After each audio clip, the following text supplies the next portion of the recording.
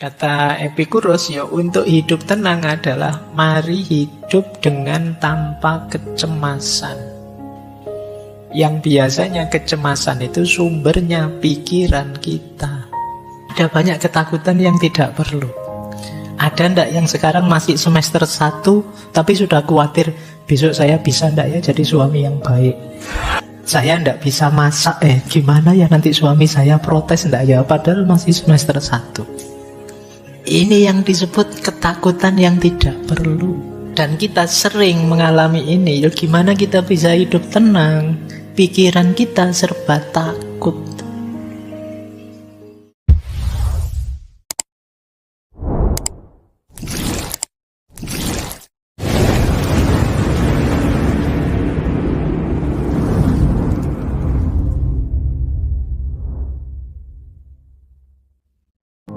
Assalamualaikum warahmatullahi wabarakatuh. Bismillahirrahmanirrahim. Lanjut, cara yang keempat.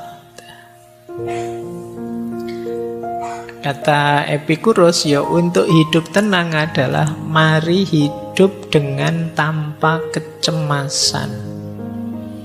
Yang biasanya kecemasan itu sumbernya pikiran kita. Kata Epikuros, manusia telah lama tertindas oleh rasa takut yang membabi buta. Takut apa saja. Nanti beliau banyak membahas tentang takut kematian. Kata Epikuros, lebih baik bagimu bebas dari rasa takut dengan berbaring di atas dipan.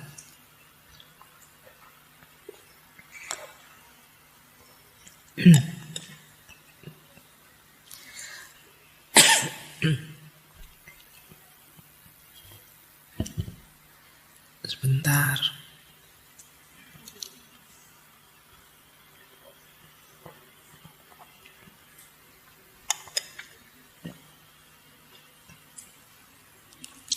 Ini rumus yang tadi. Setinggi apapun filsafat, kalau tidak sehat,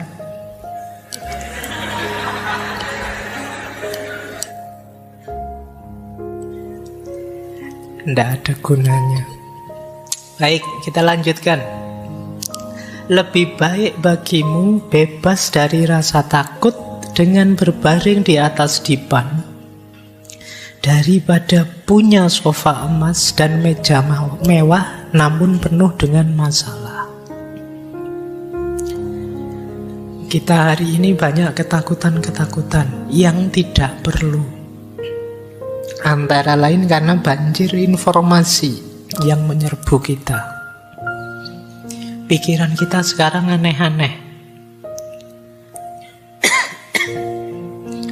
Batuk kayak gini terus mikir, jangan-jangan paru-paru saya. Jangan-jangan ini. Kita sering begitu ya. Kenapa? Info dari Google, dari mana-mana. Ada banyak ketakutan yang tidak perlu. Ada ndak yang sekarang masih semester 1 tapi sudah khawatir besok saya bisa ndak ya jadi suami yang baik? Saya ndak bisa masak, gimana ya nanti suami saya protes ndak ya, padahal masih semester 1. Ini yang disebut ketakutan yang tidak perlu. Dan kita sering mengalami ini. Gimana kita bisa hidup tenang? Pikiran kita serba takut. Mau melakukan apa saja, pikiran kita mengarah ke yang negatifnya, terus takut. Mau naik motor, takut nanti jatuh. Mau ke kampus, takut nanti ketemu yang saya benci, yang kemarin nolak, takut, macam-macam. Ada banyak ketakutan-ketakutan yang kata Epikuros tidak rasional. Bahkan ketakutan paling puncak kita yaitu takut mati. Ada kalimat menarik begini dari Epikuros. Kematian yang merupakan keburukan paling mengerikan itu kan sebenarnya tidak berarti apa-apa bagi kita. Karena ketika kita ada, kematian tidak datang. Ketika kematian datang, ya kita sudah tidak ada. Wong sudah mati. Kita mau takut apa? Kata Epikuros, mengapa aku harus takut pada sesuatu yang hanya bisa ada jika aku tidak ada? Kematian itu kan kita sudah mati. Kalau kita sudah mati ya sudah kita tidak ada. Kalau kita tidak ada ya apa yang kita takuti? Nanti memang di beberapa tulisannya Epikuros itu ada pandangan bahwa akan lebih kondusif, hidup kita lebih tenang kalau kita nganggap bahwa ya kematian itu babak terakhir dalam hidup kita. Kesadaran kita sebagai manusia berakhir saat kita mati. Makanya dia bilang kalau kita mati ya tidak ada. Kalau kita tidak ada ya kenapa harus dikhawatirkan? Ada quotes yang menarik begini dari beliau. Aku tidak ada, aku ada, terus aku tidak ada, dan terakhir aku tidak peduli. Jadi ini lebih menenangkan. Aku tidak ada, ya dulu kan kita tidak ada. Terus lahir ke bumi, terus nanti kita mati. Dan kita mikir proses ini sampai puyeng. Harusnya akhirnya apa? Aku tidak peduli.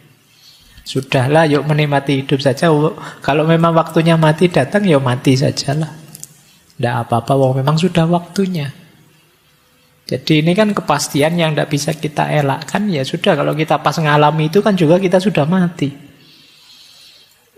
Jadi kalau ada yang bilang mati itu menyakitkan, loh Pak. Loh, yang menyakitkan sebelum matinya. Kalau kita sudah mati ya selesai, tidak bisa merasakan apa-apa lagi, kata Epikuros. Bahkan kesadaran kita juga hilang, kata Epikuros. Makanya untuk sesuatu yang kita sudah tidak ada, ya ngapain dipikir? Kan sekarang banyak, sering kan kita dengar filsafat itu, ada itu hakikatnya tidak ada. Tidak ada itu hakikatnya dong bulat, tidak karu-karuan. Jadi kata Epikuros, sudahlah, aku tidak peduli sekarepmu. Yang lebih penting, ayo hidup tenang, ayo hidup bahagia, ayo hidup senang saja. Karena kesempatan untuk mensyukuri hidup, mencari kesenangan dalam hidup tidak terulang 2 kali. Ini maka jika aku tidak ada, terus aku ada, terus aku tidak ada, gimana tidak apa-apa, aku tidak peduli. Ini quotes dari Epikuros. Jadi maksudnya apa kata aku tidak peduli itu? Jangan terlalu dipikir. Seringkali kita hidup karena kecemasan-kecemasan yang tidak perlu. Ya kalau dipikir negatifnya saja, kalian bisa tidak ngapa-ngapain. Mau belajar filsafat nanti, wah jangan-jangan nanti sesat ya Pak. Ya wis. Gimana mau bisa sesat, wong paham saja tidak. Tenang saja, tidak apa-apa, aman. Jadi kita pikirannya negatif terus. Mau ke masjid saja kamu, wah nanti di masjid bisa masuk enggak ya, jangan-jangan saya dilarang masuk ini, saya auranya kan agak aura orang-orang enggak pernah sholat misalnya. Kalau pikiranmu itu aneh-aneh. Jadi kita sering sekali mikir terlalu jauh yang aneh-aneh tadi. Jadi ketakutan yang enggak ada alasannya. Baik, ya tentu saja akhirnya hidup kita enggak tenang. Ayo kita tenang. Kita tepis semua ketakutan-ketakutan kita. Biar hidup tenang. Ya memang hidup itu ada kesulitan, ada kegagalan, ada masalah, ada hal-hal yang tidak kita senangi. Tapi itu natural saja, alami saja. Tidak mungkin hidup kita positif, terus kadang-kadang juga negatif. Kita takuti atau tidak kita takuti, seperti itu polanya orang hidup. Oke, kita lanjutkan. Nah, ini termasuk yang beliau senangi, persahabatan. Sampai murid-muridnya pun dipanggil sahabat. Kata beliau, dari semua hal yang diperoleh kebijaksanaan untuk menghasilkan kebahagiaan hidup yang utuh, yang terbesar adalah kepemilikan persahabatan. Beliau bahkan menyebut antara perkawinan dan persahabatan itu lebih tinggi levelnya persahabatan. Persahabatan itu tingkat tulusnya lebih tinggi. Orang lebih cenderung mau berkorban, ikhlas untuk sahabatnya. Kalau dengan pasangan suami istri kadang-kadang masih ada pamrih-pamrihnya, masih ada harapan-harapan tertentu yang kalau tidak terpenuhi terus jadi masalah. Tapi kalau dengan sahabat tidak, dengan teman tidak. Kita kalau sama teman, kata Epikuros, mereka datang dan kita ngobrol ngalur ngidul bareng-bareng saja, itu sudah membahagiakan. Tanpa harus mereka bawa apa atau mereka menguntungkan kita apa, enggak. Maka kata beliau, sahabat itu posisinya lebih tinggi, termasuk dibandingkan ikatan pernikahan. Jadi tidak masalah kalau kalian nembak ditolak terus jawabannya kita sahabat saja ya. Ya. Itu berarti ingin level yang lebih tinggi.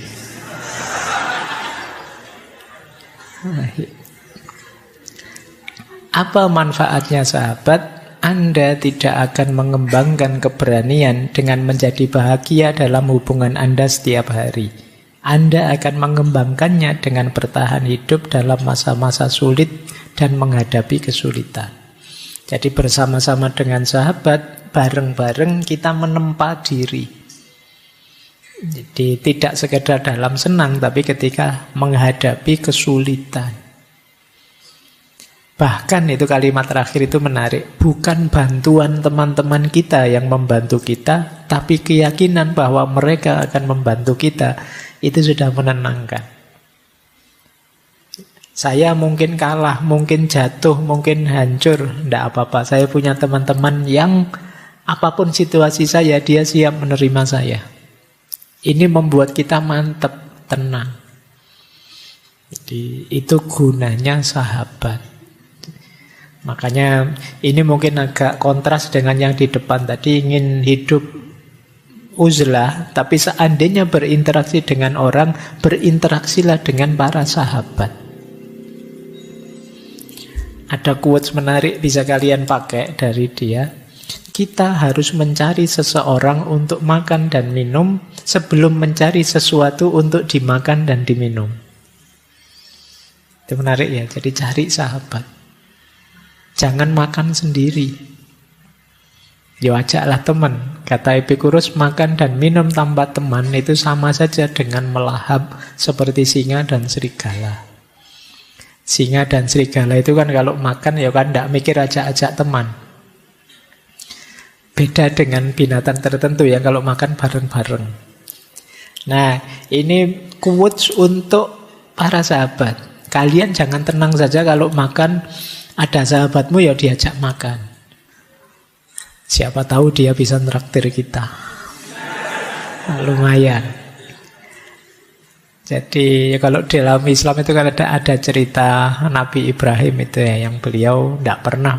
Nabi Ibrahim itu makan sendirian.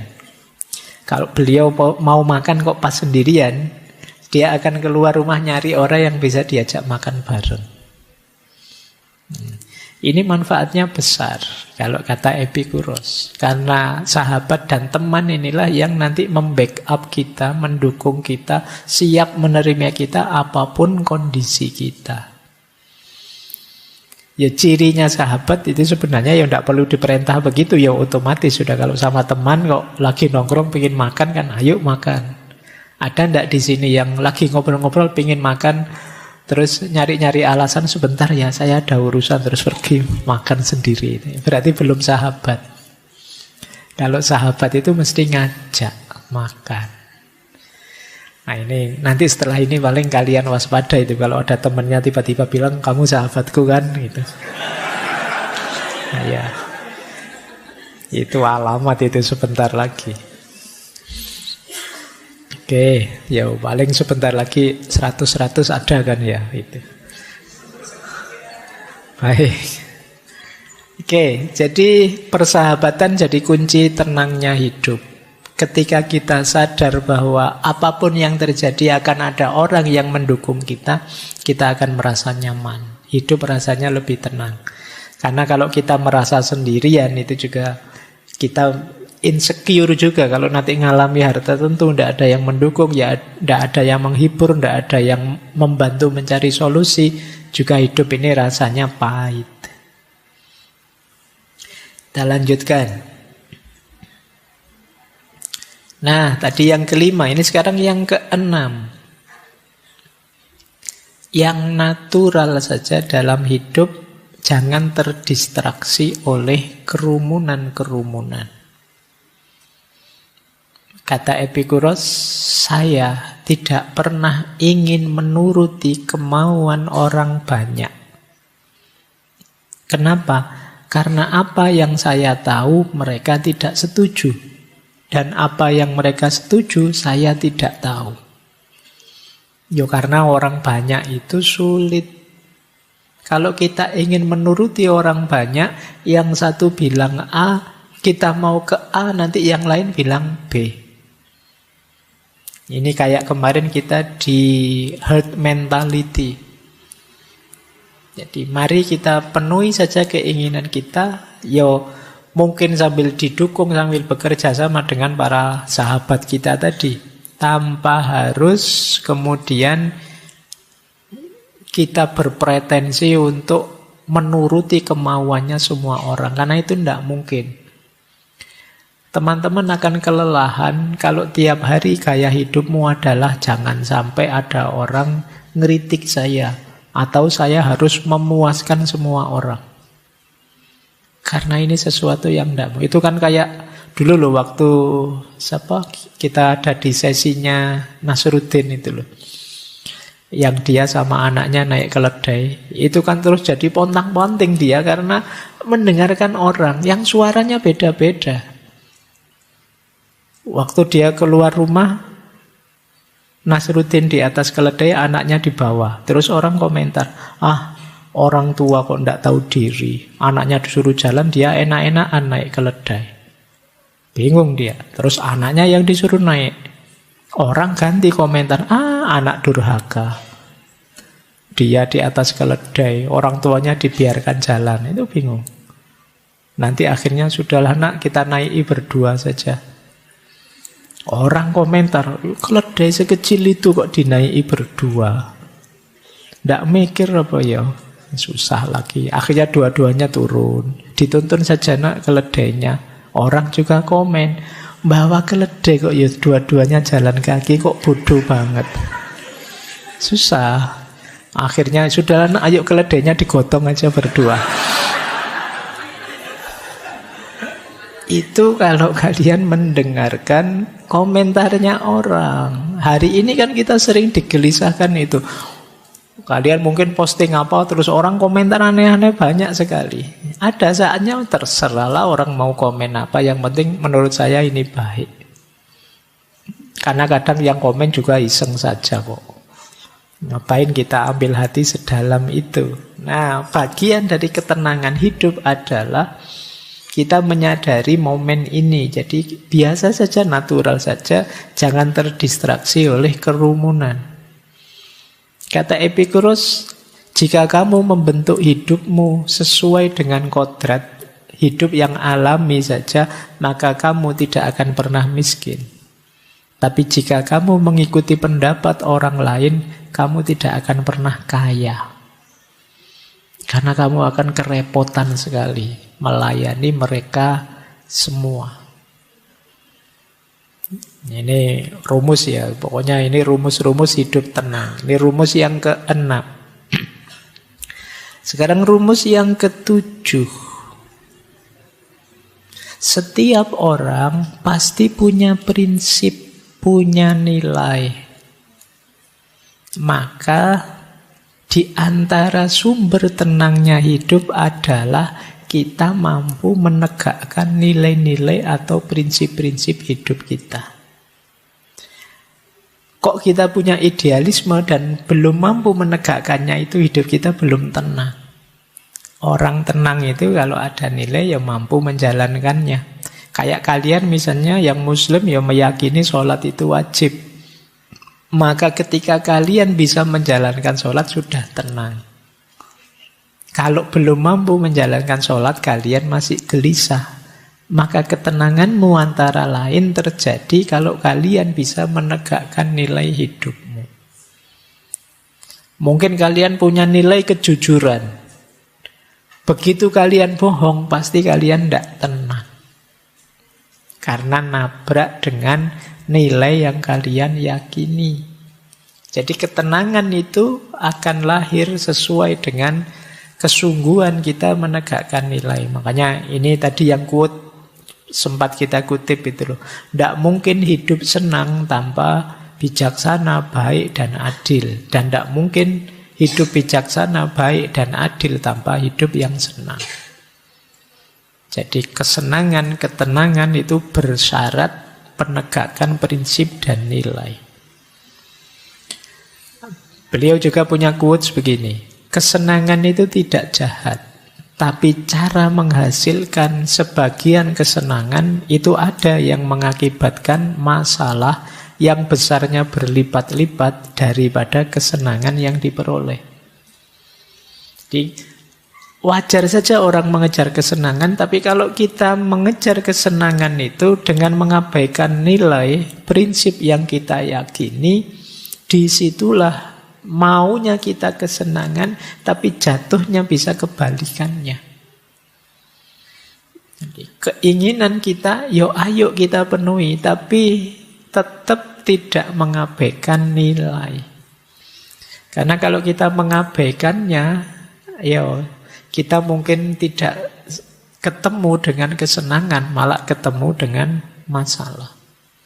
Jadi rumus akhirnya kesenangan itu di sini. Makanya beliau kemudian bilang, meski kita bisa mengelak dari hukuman, tapi orang yang melarikan diri tidak mungkin bisa hidup tenang. Karena mereka akan selalu ditakuti, ketakutan akan masa yang akan datang maupun masa kini. Kadang-kadang kita melakukan kesalahan tapi tidak ngaku. Kita salah tapi terus melarikan diri. Jangan dikira urusannya selesai. Kita sedang mempertaruhkan ketenangan hidup. Mungkin saja seluruh Indonesia tidak tahu. Tidak ada yang tahu selain para malaikat dan Allah saja. Tapi kalian juga tahu yang melakukannya. Dan itu akan jadi ganjalan bagi ketenangan hidupmu. Maka kata Epikuros, tidak bisa kalian mengabaikan nilai, mengabaikan norma. Karena begitu kalian nabrak itu, pasti kalian tidak tenang. Mungkin tidak ada orang tahu, tapi kalian sendiri yang melakukannya kan tahu. Dan itu akan jadi memorimu, dan itu yang akan memblokir ketenanganmu. Kadang-kadang kalau orang melakukan kesalahan ini itu kan ada di memorinya. Kadang-kadang kalau dia mengalami kesialan apa, ketidakberuntungan apa, itu selalu disambungkan dengan kesalahannya sebelumnya. Makanya orang yang mendapatkan musibah itu kan sering mengeluhnya itu, ya Allah, apa salahku ya, apa dosaku ya. Karena memang ingatan akan salah dan dosa itu jadi memori yang menghalangi ketenangan kita.